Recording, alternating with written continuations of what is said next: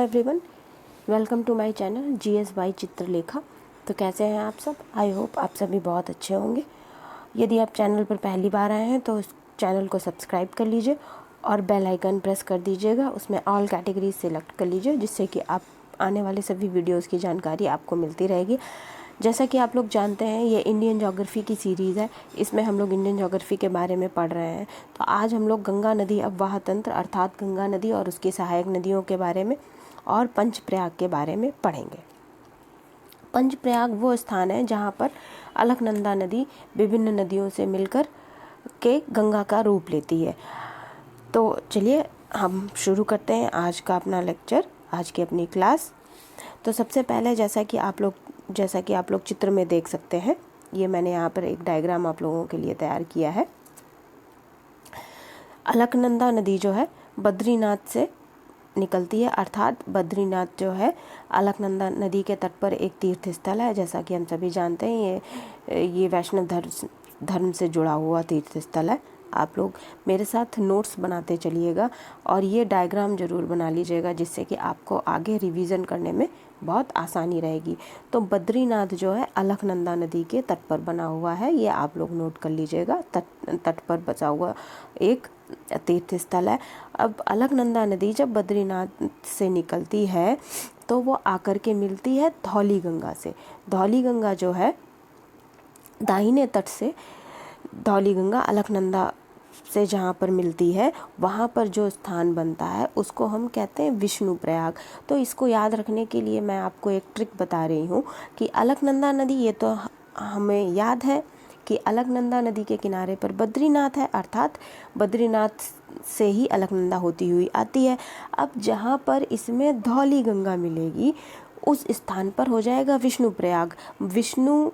बद्रीनाथ जो है विष्णु भगवान से जुड़ा हुआ है, तो धौली गंगा और अलकनंदा ने मिलकर के क्या बनाया?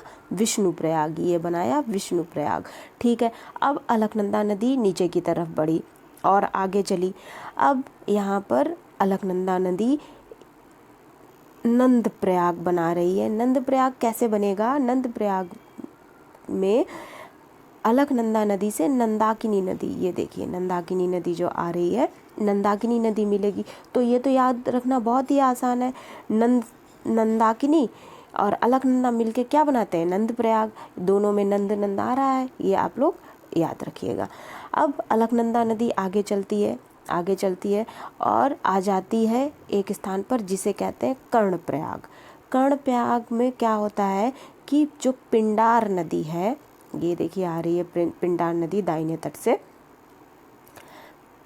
अलकनंदा नदी के साथ मिलकर के कर्णप्रयाग बनाती है। अब अलकनंदा नदी और आगे की तरफ आती है, नीचे की तरफ बढ़ती है और अलकनंदा नदी नीचे की तरफ आती है और एक स्थान है रुद्रप्रयाग। ये देखिए रुद्रप्रयाग है। रुद्रप्रयाग में अलकनंदा नदी मिलती है किससे? मंदाकिनी नदी से। और मंदाकिनी नदी कहाँ से आती है? केदारनाथ से। तो इसको याद करने के लिए मैं आपको एक छोटी सी कहानी सुनाऊंगी। यह आप लोगों को, ये जो पंचप्रयाग है, इसको याद रखने में आपको सहायता करेगा। देखिए आप लोग ऐसे ध्यान रखिएगा कि जो केदारनाथ है ये भगवान शिव से जुड़ा हुआ तीर्थ स्थल है, हमें सबको पता है। तो जब गंगा नदी स्वर्ग से, ये पौराणिक कथाओं में है, जब गंगा नदी स्वर्ग से आती है तो उसका वेग इतना ज़्यादा तेज होता है कि यदि गंगा नदी सीधा धरती पर उसका प्रवाह हो जाता तो धरती के टुकड़े हो जाते। जो राजा भगीरथ थे वो नदी को उन्होंने तपस्या की थी, फिर उनके प्रयासों के चलते गंगा नदी का अवतरण हुआ था, गंगा का अवतरण हुआ था पृथ्वी पर, ये हम सभी जानते हैं। लेकिन उस बीच में कौन आया? भगवान शिव आए। शिव ने गंगा नदी के वेग को अपने सर पर धारण किया। गंगा नदी का वेग कैसा हो गया? मंद हो गया। तो केदारनाथ में भगवान शिव ने गंगा नदी के वेग को मंद कर दिया और मंद वेग के साथ आई मंदाकिनी, जो कि अलकनंदा से रुद्रप्रयाग में मिली। तो यहाँ पर जो स्थान है वो है रुद्रप्रयाग। रुद्रप्रयाग आप लोग कैसे याद रखेंगे कि केदारनाथ से आ रही है मंद वेग के साथ, जिसका वेग धीमा पड़ गया है। केदारनाथ से आ रही है मंदाकिनी, और मंदाकिनी मिल रही है अलकनंदा से। अब भाई जब केदारनाथ से शिव के यहाँ से आ रही है मंदाकिनी, तो जब वो अलकनंदा से मिलेगी तब किस स्थान पर मिलेगी? रुद्र। रुद्र शिव का पर्यायवाची है, तो आप लोग ऐसे याद रखिएगा, अलकनंदा मंदाकिनी से मिलती है रुद्रप्रयाग में। अब अलकनंदा फिर आगे बढ़ती है, अलकनंदा फिर आगे बढ़ती है, तो वहाँ इसके साथ ही आगे आती है, नीचे आती है और आती है, तो एक जगह है देवप्रयाग। ये देखिए, ये है देवप्रयाग। देवप्रयाग में क्या होता है? भागीरथी नदी, भागीरथी नदी जो है गंगोत्री हिमनद से निकलती है। गंगोत्री हिमनद से देवप्रयाग में भागीरथी अलकनंदा से मिलती है, और अलकनंदा गंगा नदी में परिवर्तित हो जाती है। तो इस स्थान पर जो है देवप्रयाग में भागीरथी अलकनंदा से मिलती है और गंगा नदी का निर्माण होता है। आगे देखिएगा अब क्या हुआ। तो यहाँ इसको याद करने के लिए मैं आपको एक ट्रिक बता रही हूँ, ये ट्रिक आप लोगों का ध्यान रखिएगा। ये आप लोग अब देखिए, देवप्रयाग में क्या है? भागीरथी है और अलकनंदा है, ठीक है। ये देखिए, देवप्रयाग में भागीरथी नदी है और अलकनंदा है, ठीक बात है। तो भाई देव के साथ भागी और अलकनंदा, ये ट्रिक आप लोग याद रखिएगा, जिससे कि आपको याद करने में आसानी होगी। अब ये देखिए, गंगा नदी आगे बढ़ती जाती है और मैदानी भाग में आ जाती है, जिसे हम हरिद्वार बोलते हैं। हरिद्वार पहला स्थान है जहाँ पर गंगा मैदान में उतरती है। तो इस प्रकार से हमने ये पंच प्रयाग देखे। आगे गंगा नदी और बढ़ जाती है, तो ये आप लोग देख रहे हैं जैसा कि इस डायग्राम में है। अब गंगा नदी का अफवाह तंत्र अभी हम पढ़ेंगे, तब हम लोग इसके बारे में विस्तार से पढ़ेंगे कि यमुना जो है बंदरपूज चोटी से निकलती है, यमुनोत्री हिमनद से, और यमुना गंगा की मुख्य सहायक नदी है उत्तर भारत की, और ये इलाहाबाद नामक स्थान पर गंगा से मिलती है, जिसे कि हम संगम भी कहते हैं। तो अब आगे चलिए। ये तो इस प्रकार ये हमने पंचप्रयाग देखे, ये आप लोग पढ़ लीजिएगा। इनके नोट्स आपने बनाए हैं, उनका रिवीजन करिएगा। इस वीडियो को आप एक से अधिक बार, 2-3 बार आप देखेंगे तो ये मैं गारंटी के साथ कह सकती हूँ कि ये पंचप्रयाग आपको बिल्कुल शब्दशः याद हो जाएंगे, और इनसे क्वेश्चंस भी एग्ज़ाम्स में पूछे जाते हैं, तो ये परीक्षा की दृष्टि से इम्पॉर्टेंट भी है, ठीक है। अब हम आगे चलते हैं और हम देखते हैं गंगा नदी अववाद। तो जैसा कि आप लोग ये इस चित्र में देख सकते हैं, डायग्राम में देख सकते हैं, गंगा नदी अववाद तंत्र का ये एक डायग्राम है जो मैंने आप लोगों के लिए बनाया हुआ है। इसको देखकर बहुत ज़्यादा घबराने की ज़रूरत नहीं है, ये बहुत आसान है। अभी मैं इसे इस तरीके से एक्सप्लेन करूँगी कि इसमें से एक एक चीज़ आपको याद होने वाली है। और गंगा नदी जो अववाह तंत्र है, ये बहुत ही इम्पॉर्टेंट है परीक्षा की दृष्टि से। गंगा नदी उत्तर भारत की एक मुख्य नदी है।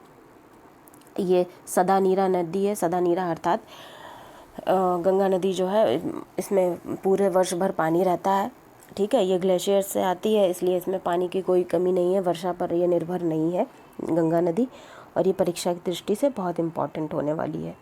तो गंगा नदी जो है, अभी हमने पीछे पढ़ा कि गंगा नदी कैसे पंचप्रयाग से होते हुए अलकनंदा, अलग अलग नदियों से मिलकर पंचप्रयाग का निर्माण करते हुए हरिद्वार में मैदानी स्थल पर उतरती है, और हरिद्वार से आगे बढ़ते हुए गंगा नदी आगे मैदानी भाग में आती है।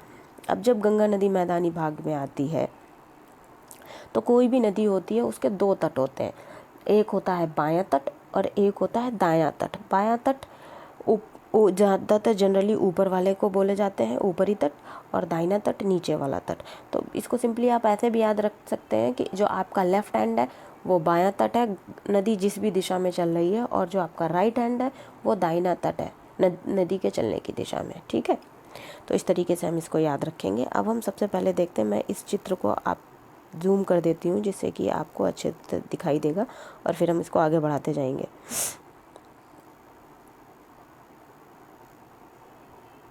ठीक है, देखिएगा, सबसे पहले गंगा नदी देवप्रयाग से, गंगा नदी जो है देवप्रयाग में, ये देखिए ये गंगा नदी बन गई थी। अब गंगा नदी हरिद्वार से होते हुए आ रही है। तो अब हम पहले बाएं तट की नदियों को देखेंगे। बाएं तट की नदियाँ, ऊपरी किनारा मैंने आपको बताया। तो बाएं तट पर सबसे पहले रामगंगा जो है, ये देखिए ये रामगंगा नदी है। ये रामगंगा नदी जो है ये मिलती है बाएं तट पर।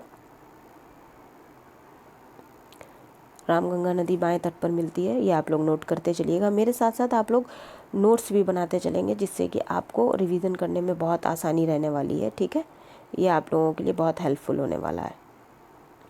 अब गंगा नदी से रामगंगा मिलती है।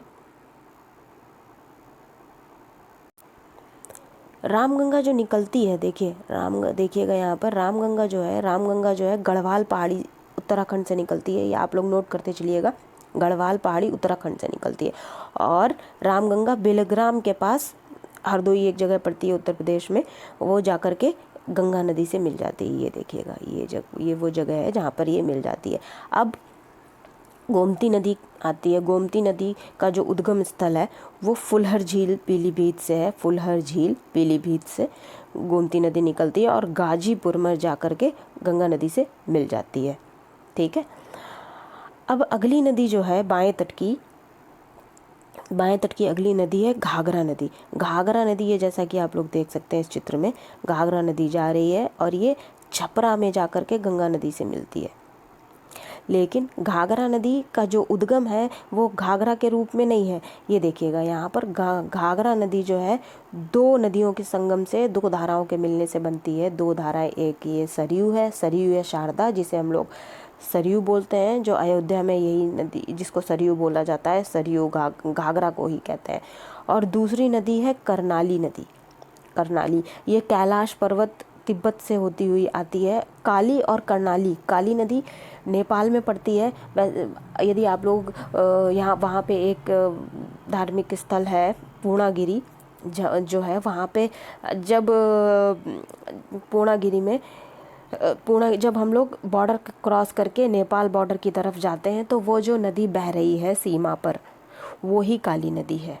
उसी को काली नदी कहते हैं। वो नेपाल और भारत के बीच में बॉर्डर में जो बह रही है, जो वहाँ पर बैराज वगैरह बनाया हुआ है भारत में। आप लोगों में से बहुत सारे विद्यार्थी गए भी होंगे, उन्होंने देखा होगा। जो काली नदी है ये वही वाली काली नदी है। तो काली और करनाली जब मिलती हैं दोनों आकर के घाघरा में, और सरयू मिलती है, तब ये घाघरा नदी का निर्माण होता है। ठीक है, और सरयू या शारदा भी जिसको हम बोलते हैं, इसका जो उद्गम स्थल है गौरी गंगा, इसको नेपाल से आती है, नेपाल से बहती हुई आती है ये शारदा नदी या सरयू नदी। इसको नेपाल में गौरी गंगा बोलते हैं। ये लिख लीजिएगा आप लोग, इसको नेपाल में गौरी गंगा बोलते हैं। और ये इसके मिलाम एक हिमनद है जिसको मिलाम बोला जाता है, मिलाम नाम है उसका, मिलाम हिमनद से निकलती है। ठीक बात है। और सरयू और करनाली मिलकर के घाघरा बनाते हैं। घाघरा जाकर के छपरा में जाकर के गंगा नदी से मिल जाती है। अब हम आगे चलते हैं। अभी हम बाएं किनारे की नदियां ही देख रहे हैं। अब हम आगे चलते हैं। अब आगे चल के हमने क्या देखा? हमने देखा कि एक ये नदी है गंडक नदी। गंडक नदी भी नेपाल की तरफ से ही आ रही है। नेपाल में दो नदी धाराएं, पहली है काली गंडक, दूसरी है त्रिशूल गंगा। ठीक है, ठीक बात है। त्रिशूल गंगा और काली गंडक मिलकर के गंडक नदी बनाती हैं और गंडक नदी सोनपुर में जाकर के गंगा नदी से मिलती है। ठीक, अगली नदी है कोसी नदी। ये वही कोसी नदी है जिसे बिहार का शोक कहा जाता है। इस नदी ये जो है तिब्बत से उद्दित होती हुई, इसका उद्गम स्थल तिब्बत में है, लेकिन तिब्बत में कोसी को सप्तकोशी कहते हैं। ये आप लोग नोट कर लीजिएगा, तिब्बत में कोसी को सप्तकोशी नदी कहते हैं। सप्तकोशी नदी जब भारत में प्रवेश करती है तो ये कोसी नदी बन जाती है और बिहार में जाकर के गंगा नदी से मिल जाती है। अब बाएं तट की अगली नदी है महानंदा। ठीक बात है। बाएं तट की अगली नदी है महानंदा। ये देखिए, ये महानंदा नदी है जो कि दार्जिलिंग पहाड़ियाँ कहाँ पड़ती है? पश्चिम बंगाल में। पश्चिम बंगाल के तरफ से होती हुई महानंदा नदी आकर के गंगा नदी में मिलती है। तो ये तो सारी हो गई, ये सभी हमारी हो गई बाएं तट की नदियाँ, ठीक बात है।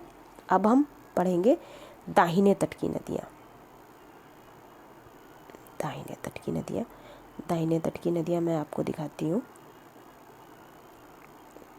ये देखिए, दाहिने तट पर जो गंगा नदी की मुख्य सहायक नदी है वो है यमुना, ठीक। यमुना का जो उद्गम स्थल है वो यमुनोत्री हिमनद से होता है। और यमुनोत्री हिमनद जनरली पूछा जाता है, कई बार एग्जाम्स में पूछा भी गया है कि यमुनोत्री हिमनद यमुना नदी का उद्गम स्थल कहाँ है? यमुनोत्री हिमनद ना कह करके वो लोग बंदरपूंछ चोटी कह देते हैं। तो जो यमुनोत्री हिमनद है वो बंदरपूंछ चोटी पर है। ये भी हिमालय में ही पड़ता है। उत्तराखंड में गंगोत्री, यमुनोत्री और बद्री और केदार, ये 4 तीर्थ स्थल हैं। तो ये सारे हिमालय में ही आते हैं, ठीक है। बंदरपूंछ से यमुना निकलती हुई मैदानी भाग की तरफ आती है। तो अब जब यमुना नदी है तो इसके भी बाएं तट की नदियाँ भी हैं और दाहिने तट की नदियाँ भी हैं। तो मैंने अभी आप लोगों को बताया था कि बाएं तट की नदियाँ होती हैं ऊपरी किनारे की नदियाँ, और दाहिने तट की नदियाँ जो होती हैं नीचे किनारे की नदियाँ होती हैं, नदी के बहने की दिशा में। ये बहुत आप लोग आसानी से पता लगा सकते हैं। तो पहले हम देखेंगे बाएं तट की नदियाँ। बाएं तट की नदियों में सबसे पहली नदी है हिंडन नदी, ठीक है। हिंडन नदी ये वही नदी है जो गाजियाबाद में देखी जा सकती है, जो कि अब नाले में तब्दील हो चुकी है, हिंडन नदी। अगली है सिंध नदी। ये सिंध नदी है, इसको सिंधु, जिसे इंडस रिवर बोलते हैं, उससे कंफ्यूज मत होइएगा। ये सिंध नदी है। सिंध नदी यमुना की सहायक नदी है। और वो जो सिंधु नदी है वो जो पाकिस्तान जाती है, अरब सागर में गिरती है, वो दूसरी नदी है, ठीक है। अगली नदी है सेंगर नदी और वरुणा नदी। तो आप लोग इसका क्रम लिख लीजिएगा, नीचे से ऊपर की ओर बाएं तट की नदियाँ, अर्थात दक्षिण से उत्तर की ओर। हिंडन, सिंध, सेंगर, वरुणा, ठीक है। ये हो गया हमारा बाएं तट की नदियाँ। अब हम आते हैं दाहिने तट की नदियों पर। दाहिने तट की नदियाँ हैं, पहली नदी है हमारी टोंस नदी, ये देखिएगा टोंस नदी। दूसरी है चंबल। चंबल जो है 2 नदी की धाराओं से मिलकर बनती है, अर्थात 2 धाराओं से मिलकर बनती है। पहली है बनास, दूसरी है परवाती। बनास और परवाती मिलकर चंबल बनाती हैं और चंबल जो है यमुना में मिल जाती है जाकर के।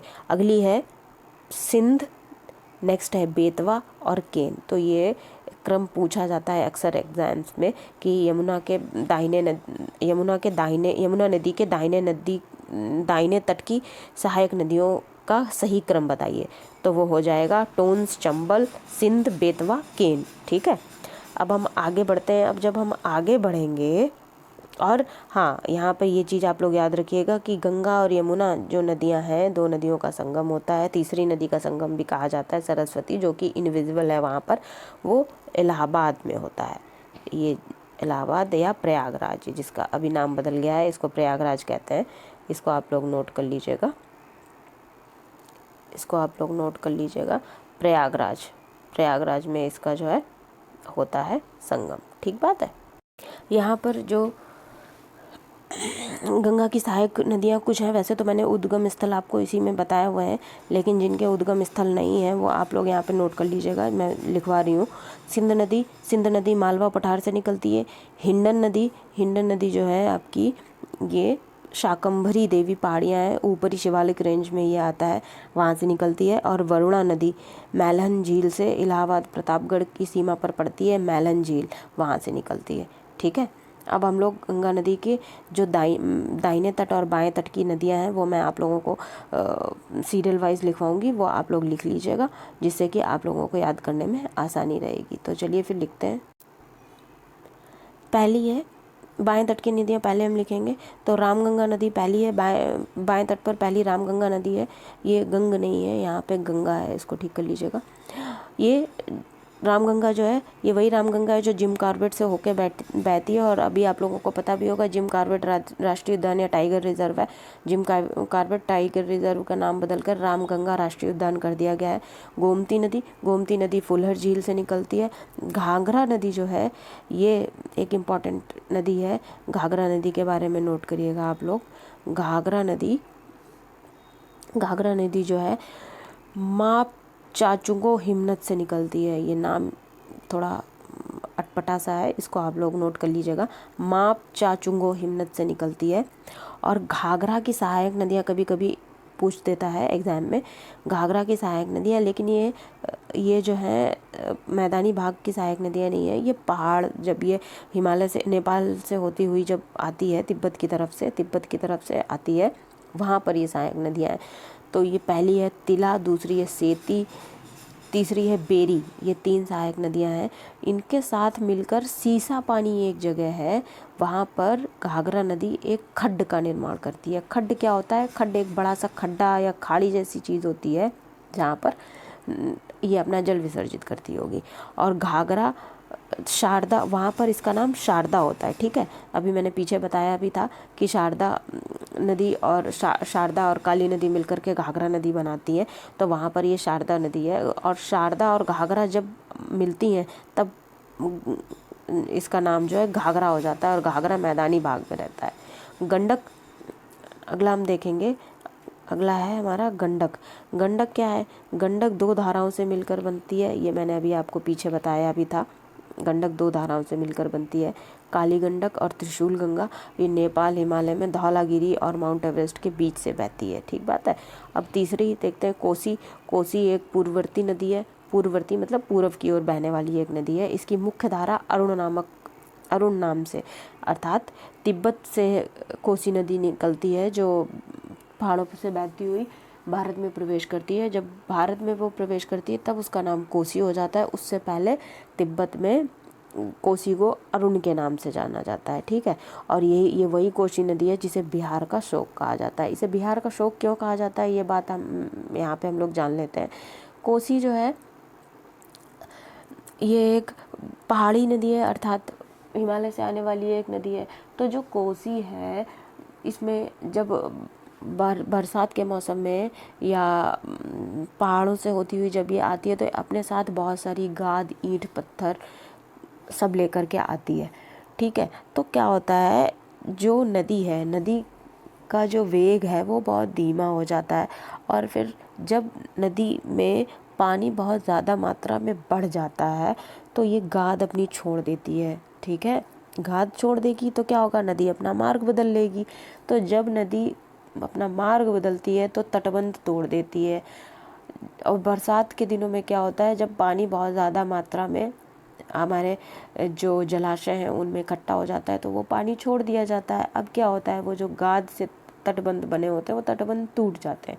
तो नदी तटबंध तोड़ के दूसरे रास्ते से बहने लगती है। इसीलिए कोसी को जो है बिहार का शोक कहा जाता है, क्योंकि ये अपना मार्ग बहुत ज़्यादा परिवर्तित करती है।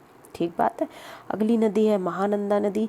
महानंदा नदी दार्जिलिंग पहाड़ियों से निकलती है और ये बाएं तट से गंगा में मिलती है। दाहिने तट की नदियाँ मैं आपको पहले ही लिखवा चुकी हूँ। दाहिने तट की नदियों में आती हैं हमारी यमुना, सोन। ठीक बात है, ये आप लोग सब नोट कर लीजिएगा। और इसके नोट्स आप लोगों ने बनाए ही होंगे आई होप। यदि नहीं बनाए हैं तो इस लेक्चर को दोबारा देखिएगा और उससे नोट्स तैयार कर लीजिएगा। और इन सभी को बार बार रिवीजन करते रहिए। ये परीक्षा की दृष्टि से बहुत इम्पॉर्टेंट है। यहाँ से 1-2 क्वेश्चन हर परीक्षा में पूछे जाते हैं और आप लोग वीडियो को देखकर रिवीजन कर सकते हैं। यदि ये वीडियो आपको पसंद आया हो तो इसको प्लीज़ लाइक कर लीजिएगा, चैनल को सब्सक्राइब कर लीजिएगा, जिससे कि आने वाले वीडियोस की जानकारी आपको समय पर मिल जाए और आप लोग अपनी परीक्षा की तैयारी को बेहतर से और बेहतर बना सकें। थैंक यू, धन्यवाद।